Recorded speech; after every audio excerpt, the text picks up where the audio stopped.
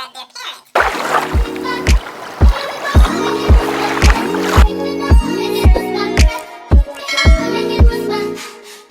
Okay, if you've ever scrolled on TikTok, chances are you've probably been triggered by its algorithm. Lately, my For You page has been showing me all types of different videos from creators discussing how they went no contact with their parents. And as someone who is in fact no contact with one of their parents, I feel like the algorithm is in my business and I don't like that. Yet here I am making a video about it so that the algorithm can trigger me some more.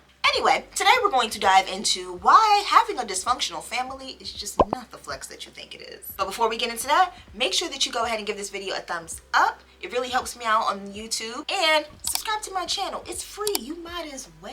Okay, we have a fun time over here. But once you subscribe, don't forget to turn on that post notification bell so that you can be notified of more great videos like this. My name is Tandy. Now let's get into it. There are legit people on the internet posting videos about their dysfunctional families like this. Oh, so you gonna sit up here in front like you doing me a favor, right? Since I put you on camera, you ain't got nothing to say, huh? So, really? Oh, you gonna act like you just moving my stuff and you just looking out for your mama, but in actuality, my own son kicking me the fuck out his house. Why? Because he got a new family on the way, and that individual has 2 kids, and he needs the space. So now he want to kick his own mama out the house after everything I just been through. The son that I gave birth to, gave life, wouldn't be here if it wasn't for me, and that I raised, and want to kick me out of his own house. He can't do this. That's all right. I'll be calling the police so he can know that what he doing is wrong. You can't illegally just put nobody out your house. And the fact that I'm his mama makes it 10 times even worse. Who does this to their own mama? That's all right. I'm gonna just let God handle it. It's all good. Wait a minute.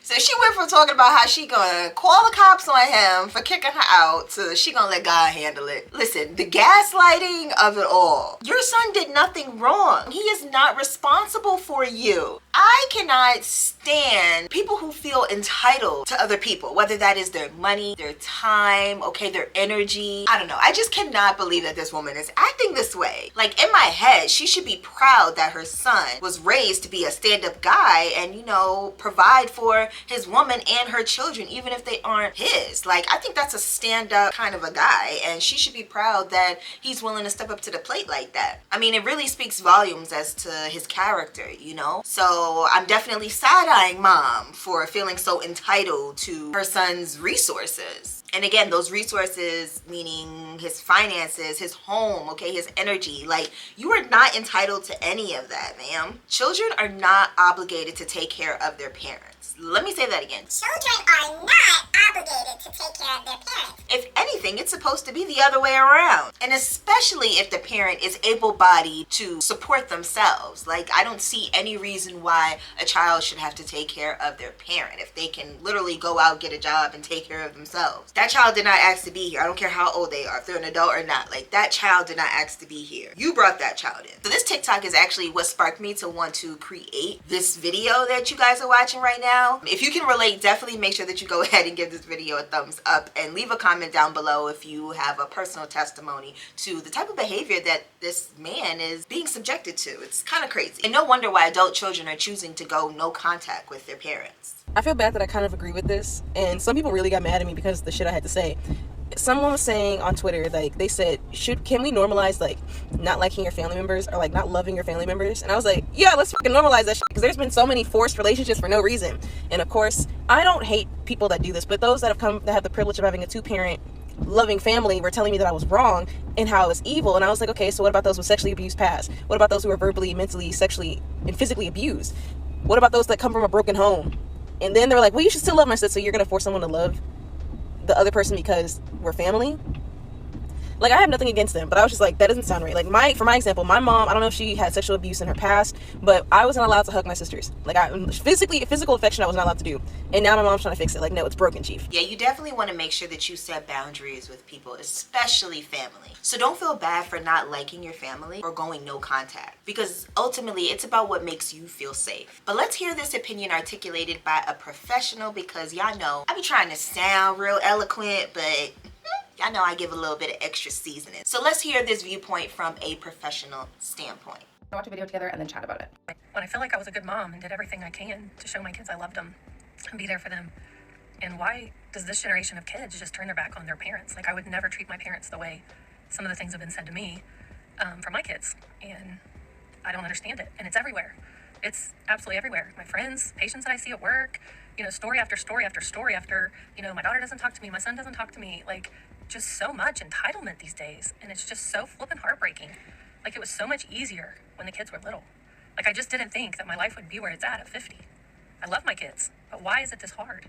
Where's the respect at for parents and appreciation for all they've done for you your entire life? Like, I don't get it. Concept of no contact has been going around a lot lately, and so I want to answer this question genuinely as a therapist who sees a lot of clients who have got no contact. I think one of the largest things to recognize as a parent of an adult child is generational differences. So for starters, people who are in their 50s, 60s plus who have adult children grew up in a generation where it was very common for children to be seen, not heard, and respect equated to just acquiescing to whatever your parents kind of wanted. Respect often meant you didn't have boundaries, whereas mental health now is and continues to be a large conversation.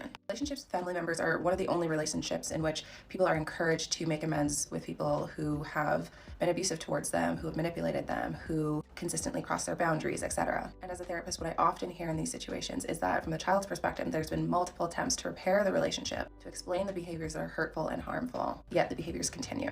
Or there just isn't the safety or the space to have that discussion in the first place. Another thing is that in terms of gratitude for the parent taking care of them or just, creating them, I think that is often seen to be synonymous with, I will have a relationship with you forever. Someone can be grateful for their life, for their parents, for the efforts that have been made, but also decide that a relationship is not for them. And that isn't to take away from the fact that I imagine that it's very hurtful for parents.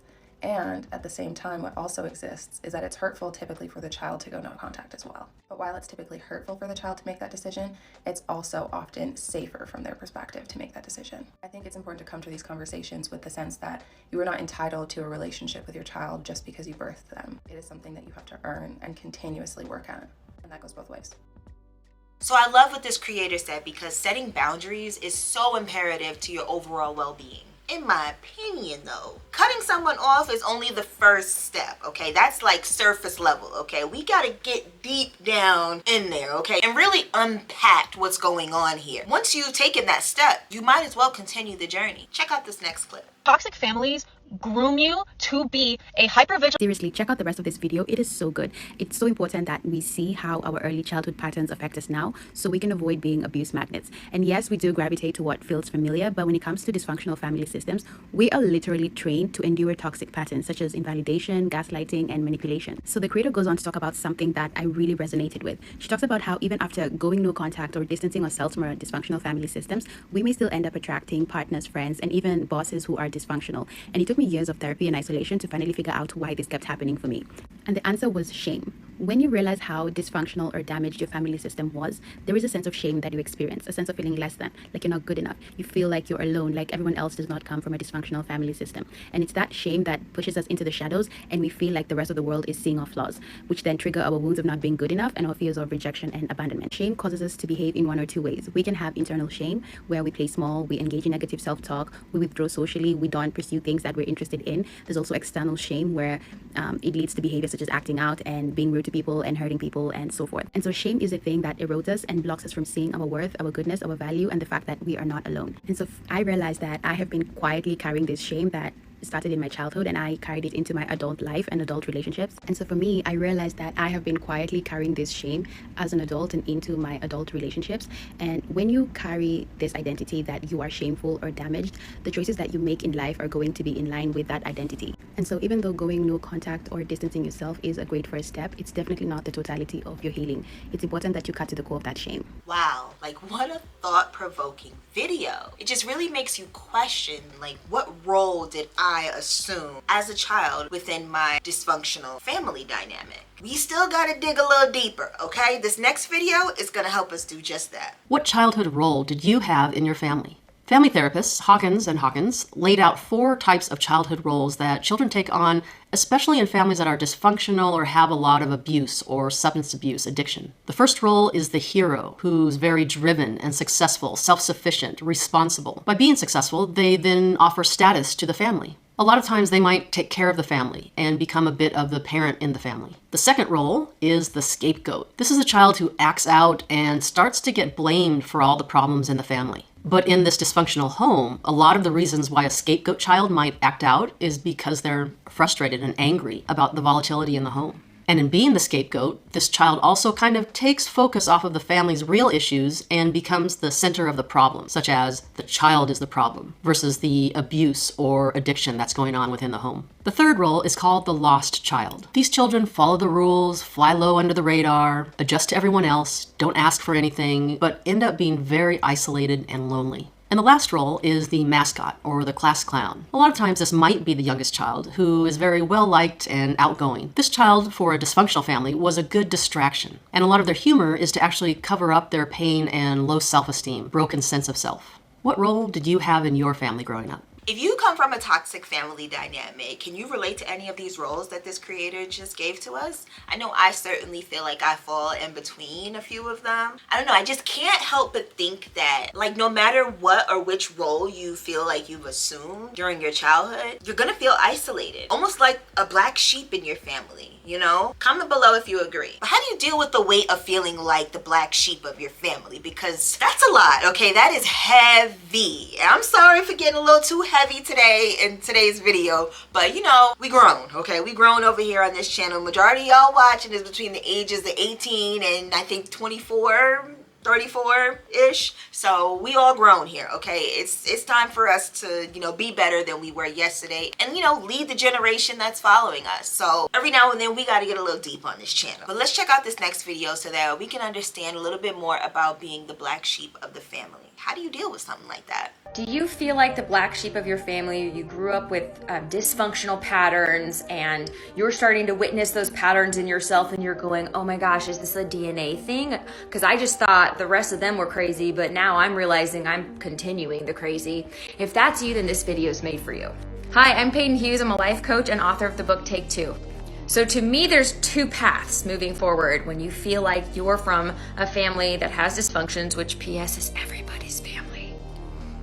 One path is, it's their fault, blame them, I'm so angry at you, you f***ed me up, it's all your fault. Which I think is probably a phase everyone has to go through at some point. And also probably a phase that has low vibration, bad energy associated to it and doesn't endear you at all to wanting to change or be a better person. The second path is extending some graciousness. And here's why I think that's really, really a part of your healing. Because the truth is, you wouldn't be still listening to this video if you weren't hoping I was going to show you some way into how to be less dysfunctional yourself so that you aren't part of the continuation of the crap, right? And I will. I know, probably makes you think of letting it go or seeking forgiveness, and you're sort of like, I don't know how to do that in real life. I think we can find compassion through 2 different perspectives at the moment. One, humanity has never been more aware of what dysfunction actually is because of the birth of the internet. And because if you're a millennial like me or younger, we grew up with the ability to Google search, is it weird that so-and-so's giving me silent treatment? And now all of a sudden we have language for that. Now all of a sudden we know what narcissistic behavior traits look like. And now everyone we probably had a problem with could at some point be defined as a narcissist. We're diagnosed happy, right? I don't even know if that's a phrase, but you get the point. In no point in history have so many people been aware of what's dysfunctional, what's unhealthy, and what's been hurtful, which means the pain of recognizing that. The first step to healing is awareness, and that's painful awareness. And so there's a lot of people pissed off because they're like, well, hold on. I did not know that this was going to cause all these problems in my life. I never connected those dots before, and people are mad. Here's where compassion comes in. alongside of the awarenesses of all these problems that we have, we also have the ability to Google search, how do I get over people pleasing? How do I know how to set a boundary? How do I not be a narcissist? How do I handle this as an empath? What is silent treatment? How do I get someone to stop doing that to me? And we have tools. We have more tools than any generation has ever had to handle this. And that is exactly why I feel bad for other older generations that are now being judged through this lens of intelligence and awareness that they never had access to. Let me know your thoughts in the comments. That's real, and I never really thought about it from that perspective. You know, we're really living in the information age. We have Google at our fingertips, so we are able to put language to different behaviors or different beliefs. Just even being able to put language to the term having boundaries, like, that's huge. It's huge to be able to have the language to effectively communicate with one another. And I think that that's why, again, you know, every now and then we may have to get a little bit deep in some of these videos on my channel, because I'm always trying to be better than I was yesterday and to be, you know, a good member of society, so to speak. And I feel like if you're subscribed and made it all the way to the end of this video, you are my people and you feel the exact same way. So with that being said, I think all in all, we can agree that having a dysfunctional family is exhausting, right? But I want you to leave this video understanding that you are enough. So take care of you. If your family is dysfunctional or you have strained family relationships, you might need to hear this. I have seen that most families aren't perfect, even if it seems like that on social media. And I wish we could talk about it more. As much as it feels safe to be in the helper role in your family, I just want to gently remind you that it is not your job to fix your family. Your job is to take care of you, even though no one ever probably taught you how to take care of you. So I invite you to set boundaries as needed, especially this holiday season. And I get it. It's really freaking difficult to set boundaries with family. And yo, if those boundaries aren't respected, can you have a plan for how to respond? If at all possible, also avoid triggering topics. Above all, you come first. You have put people around you first for far too long. It is your turn to take care of you. How do you guys feel about this video? Do you feel like it helped you understand how to navigate through a dysfunctional family dynamic? Hopefully by now you've realized that you are indeed special, and having a dysfunctional family is just not the flex that you think it is. But if you made it all the way to the end of this video, again, you the real MVP. Round of applause for you, okay? You're doing the work, and I love that for you. I love that for us. Go ahead and give this video a thumbs up. Make sure that you are subscribed to my channel and turn on that post notification bell so that you can be notified of more great videos like this. I hope to see you in my next one.